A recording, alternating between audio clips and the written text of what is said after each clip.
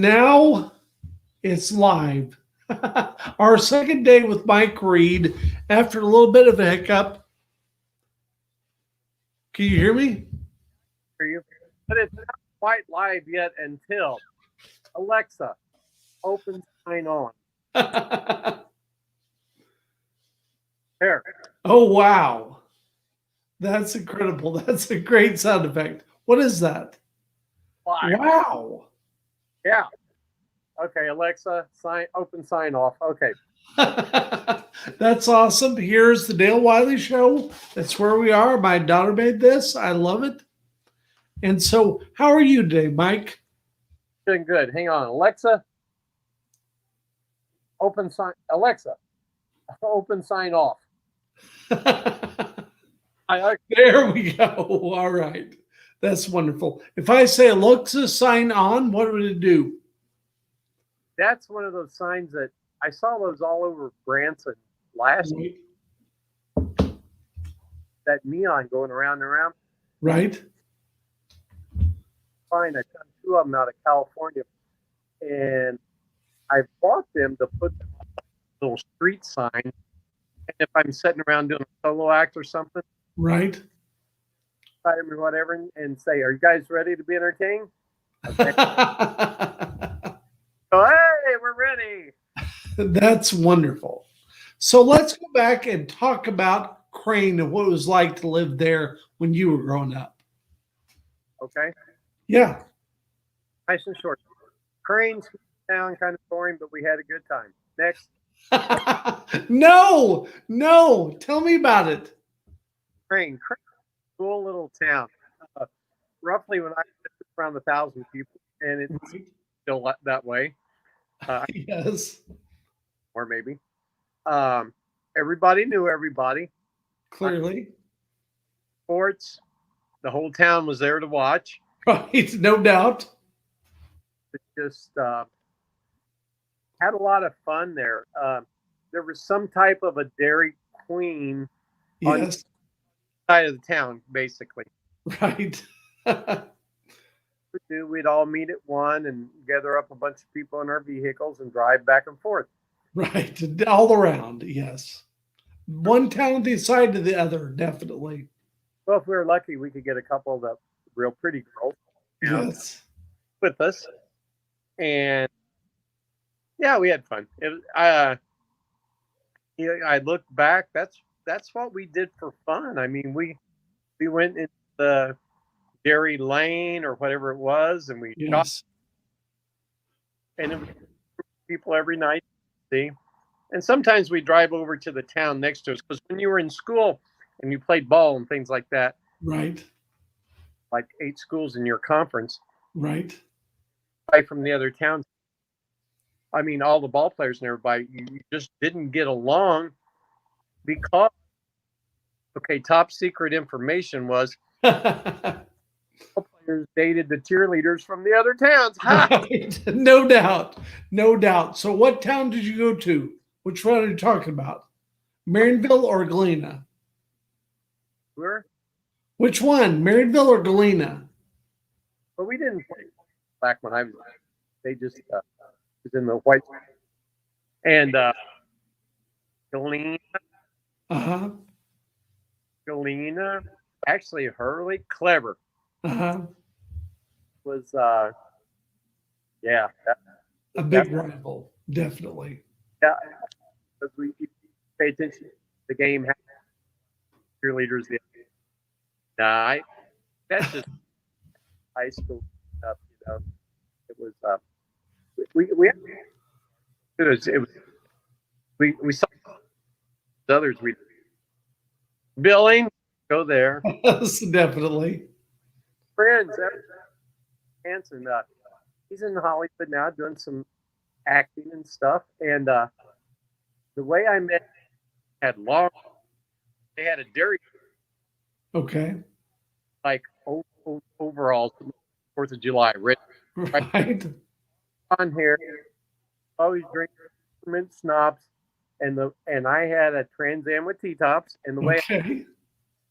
go up to that cruise around, and I was there one night, and he came over and he got in my car, through the T-tops head first, and looked over, and he said, "Hey, it's my new buddy Reed." And I don't even know how that started, but small town. Crane, you grew up there too. I mean, Sure did. I grew up 15 years after you did because you graduated in 75 and I graduated in 90. So that tells our age difference. what? Yeah. Well, that's true. So it's You're cutting in and out right now. So I don't know why, but you're cutting in and out way worse than you did yesterday. Do you know anything about that? And now you just left. Let's see if he can get back and make this work better. There he is. He's back. It certainly is. It certainly is. That's new iPhone, the 12X Super Duper Max Pro, and there's just microphones all over it on where the camera is and up the top and down the bottom. And I had this sitting on a little stand, and it's probably trying to pick up from all the mics, and it wasn't getting those two. It definitely is much better and more like yesterday entirely. And so tell me the T-top story because that cut out, and tell me that again. The what story? The T-top story. T-top.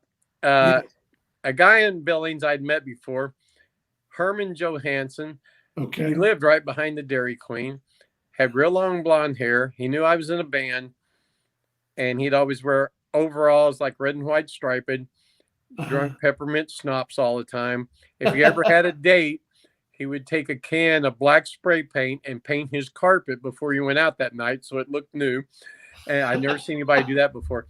And the way I met him, one night I'm at the Dairy Queen, and he comes over, and in the T-tops in my car, he just dives in head first through the passenger side, and he's upside down. He looks over and he goes, "Hey, my old buddy Reed." And I go, and I was kind of like, "Yeah, and you're Herman, right?" "Yeah."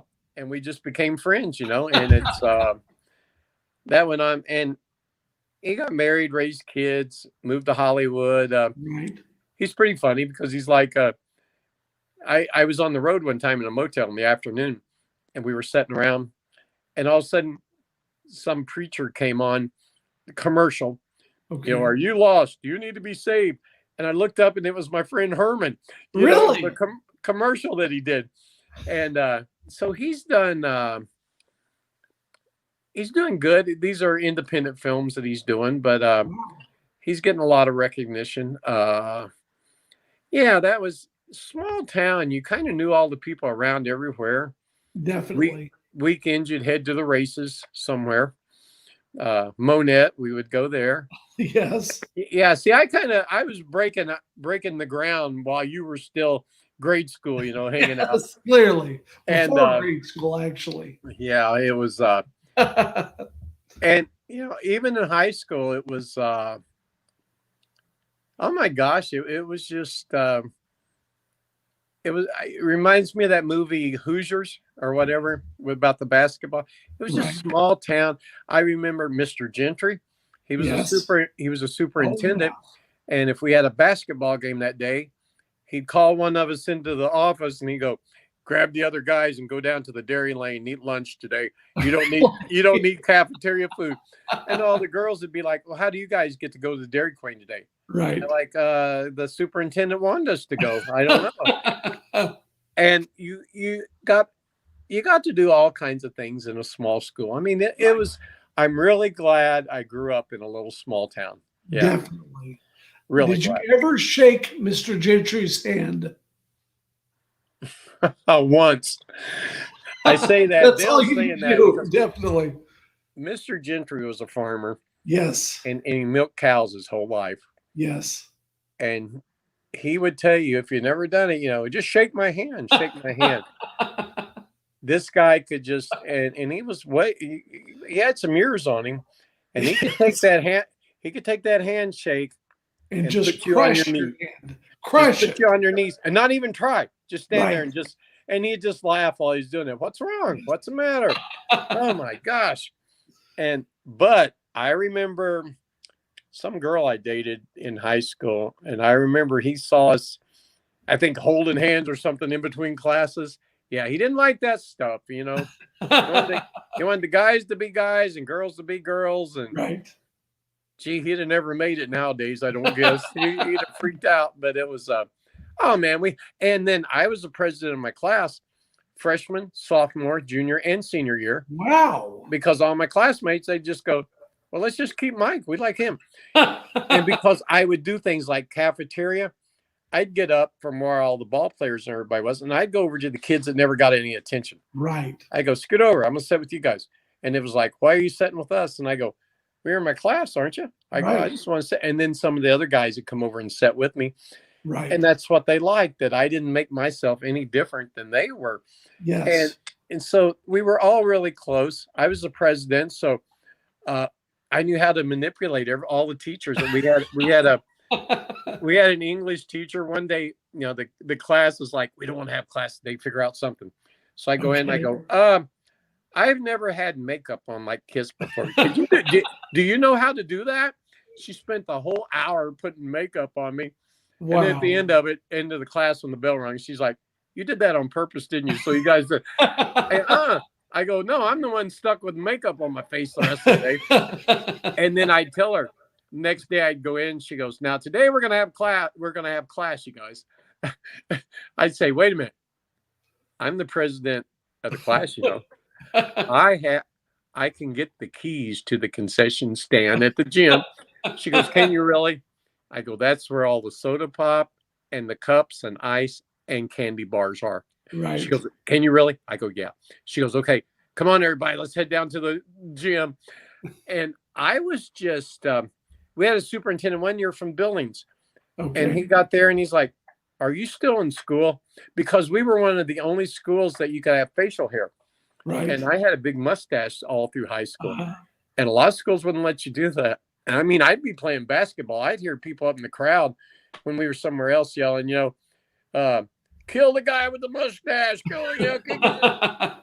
And so one year, this superintendent came from Billings to Crane. And he's like, are you still in school?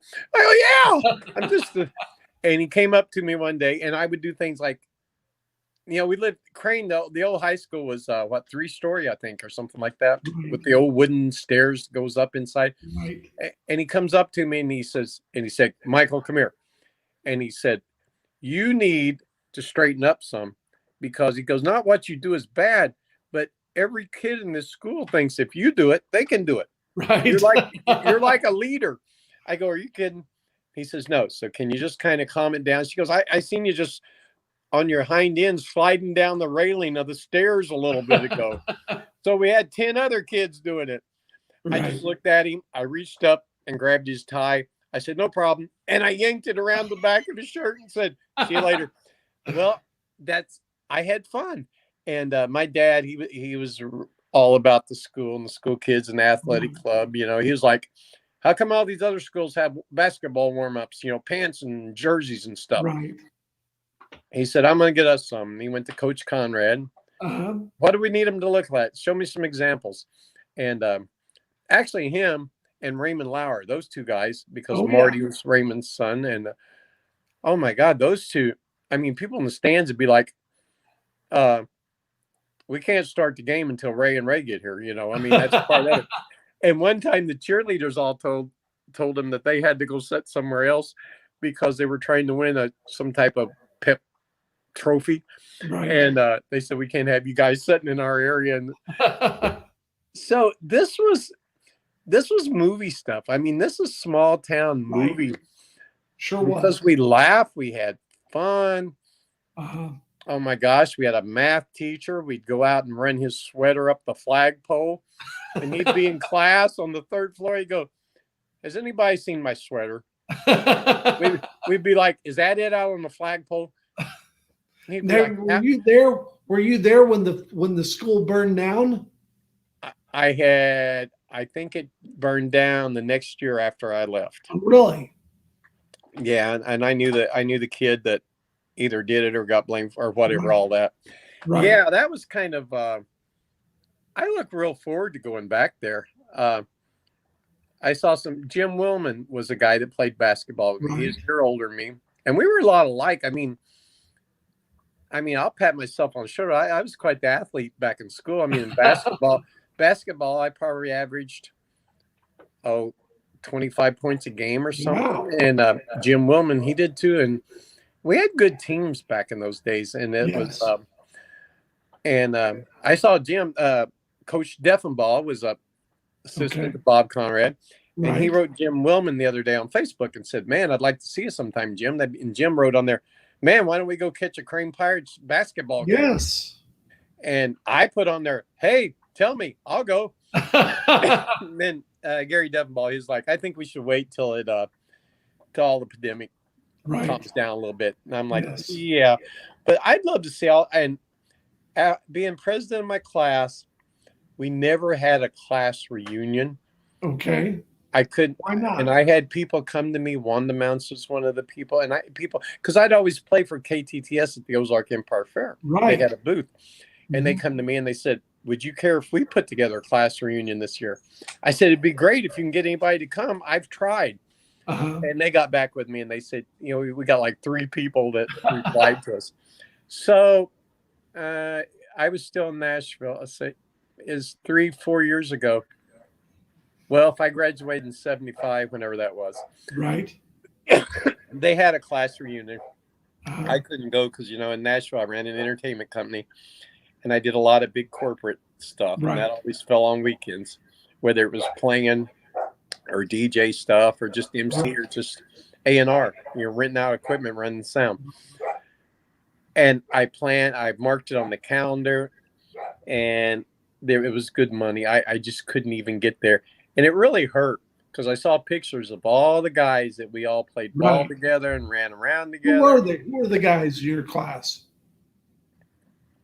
Jimmy Hilton. Okay. Bobby Eaton. Okay. Jeff Kynes, but he didn't play ball. He started out playing. Kent Broussard started out playing, but he ended up not playing. Who else?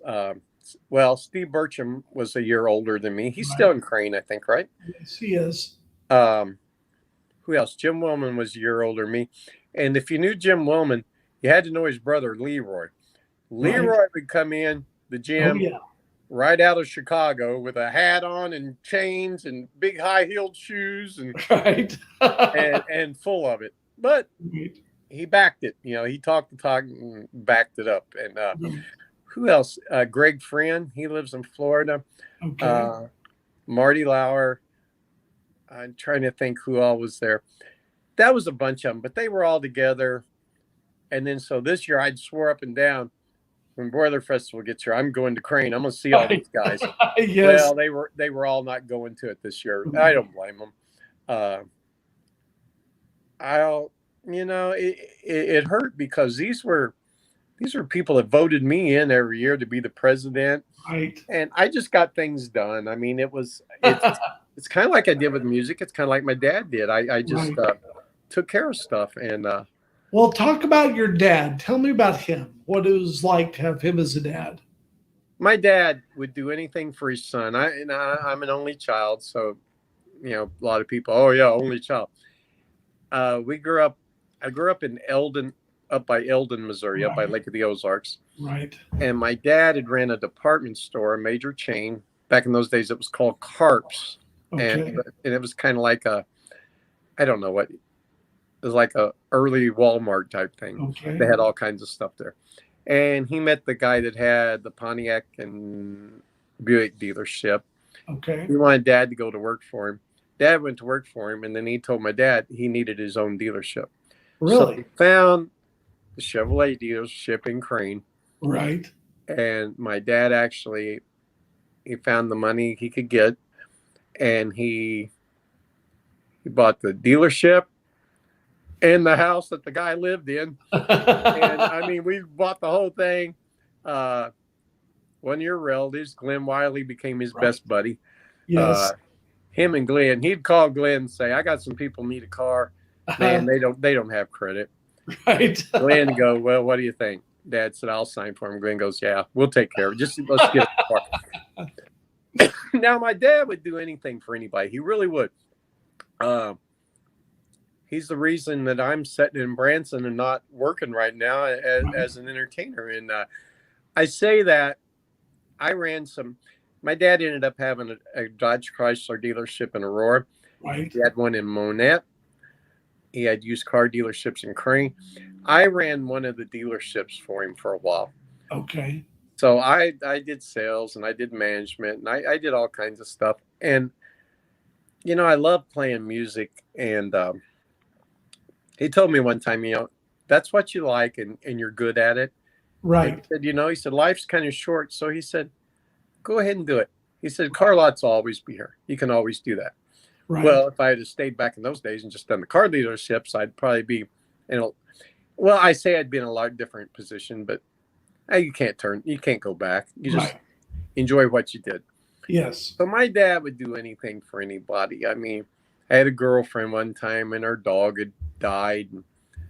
And he said, like, what kind of dog was that? Like, it was a boxer. He said, get in the news. Back in those days, or in the computer, you know, get in the newspaper. Let's find some boxer puppies. He went and bought her a puppy. Wow. The time people were having a hard time. Well, my dad and your dad got along really good. Well, your dad, you know, did a lot of little lawyer things, right? This business stuff with my dad. So, but that's small town. I mean, just everybody knew everybody. Exactly. And the other dealership there was the Ford dealership, Bill Jenkins. So they were competitors, but in the same sense, they were friends. Right. They were friends. Yes. Yeah. They'd get together and talk. My dad, in his latter years, where he didn't have Chevrolet anymore, he just had a used car lot. Right. Jackie Fugit was a big insurance guy from town. One of them, him and Henry Maples, I think. But they would all the guys would get together at my dad's car lot, and they'd get the racing programs, and they'd figure out their horse racing bets, and then they'd slide it underneath Jackie Fugit's door of his office, which was right almost across from my dad's Chevrolet place, which was right next to a church. I mean, it could be Sunday and my dad would be like, here's our football bets, run them down. Or my mom would come home from church, my dad would go, take these bets down, put them under the door. So the things we did were just, and my dad, I got a bass boat, and he's like, once a week we went to Bass Pro Shop, because he's like, we got to buy something. I go, well, what? Well, I don't know. How about some new life jackets? We need those, don't we? Okay. But he had heart surgery, and then the boat kind of bothered him. So I traded and got a 21-foot bass boat because it rode easier. Sure. We'd stop at crossroads, get bologna sandwiches. Back in small towns, they cut it right there, slice it. How thick do you want it, you know? Yes. And we'd go out in the lake, and we'd fish for about 3 or 4 minutes and then eat sandwiches. I mean, but my dad, and I lived there a long time because I was playing music. It was just kind of senseless to be out paying rent somewhere when you weren't ever there. And the day I finally left there, I remember he stood, you know, I was a grown man, you know, I mean, he stood there and just cried his eyes out, you know, and it was, but he was so much fun. I think I told you the story one time, my white Flying V guitar. Right. They had one today. What year is that Flying V? What year is that? Is that it? So, yes. What year is that? Do you know? The last year they made them before they quit making them, and then they started making them again. So it was 74 or 75. Okay. Sounds great. Back in those days, it was Mark Morton in the Rock Shop. And we talked about that just briefly yesterday. Yes. Dad had me go up there on Christmas Eve, I think, or the day before Christmas Eve. And he said, is there any stuff in here you like? And I said, oh, that white Flying V. Well, they told me they'd had 2 of them. Henry Gross, that did Shannon Is Crying Tonight, you know, song back in the 70s, bought one, and he still had that one, the white one. And I said, Dad, oh my gosh. Mark said, well, It's 750, and that's what it is. I can't deal on it at all. Right. And back in those days, well, that's in 74. I guess 74 probably that, Right. or might have been 73. I don't know. It's a lot of money back then. It's a lot of Yes. money now. And that's why I said that night, Christmas Eve, we were doing gifts. My dad goes, I think there was one more gift upstairs in the closet. Go up there and see. I go, what is it? I got your mom a little something. Okay. And I brought this big box down that was wrapped. And I was kind of like Ralphie on the Christmas show, you know, the BB gun. Because I was like, man, is this that guitar? Oh, and I opened it. And to this day, I've been offered quite a bit of money for that guitar by a lot of people. Right. Like, nah, that guitar will never go anywhere. You know, but he would, when he died, I mean, he had to go through heart surgery, and he had to go through cancer, and all kinds of, just a bunch of stuff hitting bad. And it ended up, he was beating the cancer, and it got to his brain. Right. And he'd set up every night. I'd come in, he'd be look like he's asleep, and he'd go, how about some lemonade? I go, okay. And the neighbor across the street, Rick, would come over. He'd go, yeah, let's have some lemonade. Ray wants some lemonade. And Jackie Fugate, all of his friends had come up to the hospitals in Springfield, and they'd go out there crying, and they'd say, we came up here to cheer him up. Right. and he cheered us up. Yes. I started taking him to treatments like chemo and stuff. Right. First day he's like, oh, this sucks. I don't want to be here, you know. After about 2 or 3 days, he'd go in there and he'd see somebody go, where you got it at? And they go, what? And he go, cancer, where's it at? Oh, it's in my left lung. Oh, that's nothing. Shoot. I already beat that. That's not, you'll be out here in no time. Right. He was actually pumping up everybody there. And when they had his funeral, it was unbelievable. There in Crane, there was the funeral home was crammed full, and then outside was crammed. So many people, small town, somebody that everybody knew. Right. And he had told me, he said, I always wanted to hear you play one more time. Okay. Oh man. So friend of mine, Crazy Al, that was in my band forever. He's a one of a kind. He's a great guy. Okay. He said, you're going to do it. And Bruce Westrup was the funeral guy. Right. Yes. And I walked in with a CD. He said, or back in those days, it was a cassette, I think. And he says, what's that? I go, it's the song I was going to sing. Here, just play that. He took it and threw it in the trash can. He goes, no, you're playing it and singing it. So I had to go up and stand up there and do the dance by Garth. Right. That is just, all songwriters wish they would have wrote that song. Right. It's about good times, bad times. It's just anything. Right. Man, that's the worst I ever played and sang in my life. Because everything was just quivering, you know. Sure. As soon as I got done, Crazy Al ran up and grabbed my guitar. And then he grabbed a couple $2 out of his pocket. And he looked over at my dad in the casket. He goes, here, Ray, I owed you a couple bucks on that football bet, and threw him in there. So that kind of helped me a little bit. It didn't make me laugh, but my dad, he was one of a kind. I don't say that because he was my dad. Right. He was just always the life of the party. He used to, with our tour bus, he used to gather up all the guys, and I'd drive them to Hot Springs to the horse races. Right. And they'd have tables set up in the bus and play cards and have their drinks and coolers, and we'd pull right up to the main gate, and everybody'd be like, wow, I wonder who's in the bus. And these are the guys that all get off the bus, you know, like, yeah, we're somebody big. And so, yeah, you know, I could talk hours about my dad. And well, I miss him every day. Awesome. And so, again, we got big plans for the future, but tomorrow I want to have Brad Price on here. What do you think about him? Would that be fun? Brad Price. Oh, he's going to be on here? Yes. With the unique. Am I going to be on here too? Yes, definitely. 4 o'clock. Three of us? Yes, all three of us. I can do it. I've got the technology. Well, I have to get my mascara and stuff out then. Oh, yeah. Wait a minute. Hang on. Just for my friends at Crane. And you know what? I told you when I was down there, I got to go. How do I do this now? Okay. Right here.